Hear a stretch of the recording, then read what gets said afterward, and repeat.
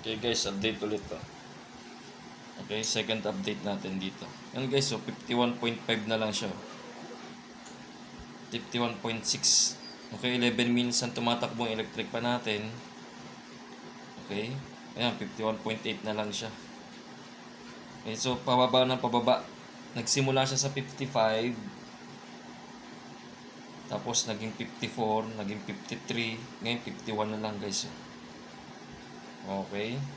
So, computers never lie.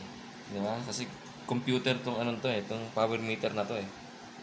So, sinasabi niya, ang reading niya is 51.7 watts.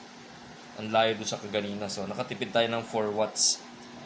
Yung 4 watts na yun, malaking bagay yun guys kung pag-uusapan eh 8 hours na nakabukas yung electric fan. O kaya kung anong appliances man, di ba? So, may tulong to.